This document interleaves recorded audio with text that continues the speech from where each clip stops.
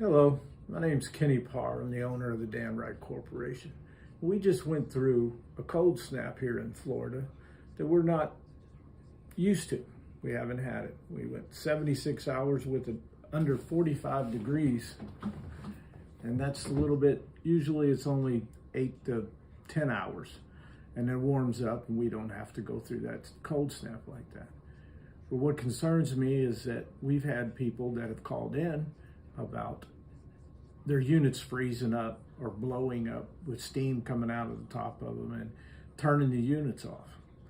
Well, you shouldn't have to turn your units off. You shouldn't turn your units off. They're in a defrost cycle. These units run with the air conditioning outside versus running the air conditioning inside in the summertime. So when it goes into defrost, the reversing valve reverses.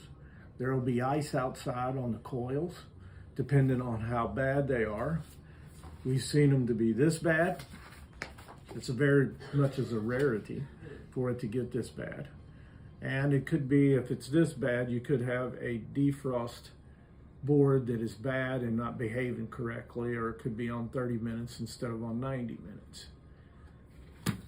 Most of the time they look like this, with a little bit of frost outside.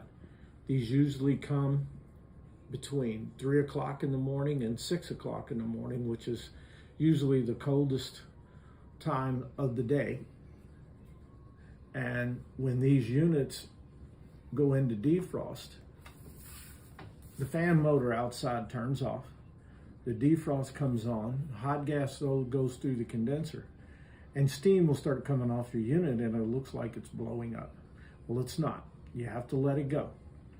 You have to let it run its cycle. When it runs its cycle inside, you have air conditioning coming into your side. That's why we have always recommended you have 7.5 kW or 10 kW heat as backup and not 5 kW. If you have 5 kW, it buffets the air and you might only get it back up to 75 to 80 degrees. When it's 30 degrees outside, that's not a lot of warmth coming into your house.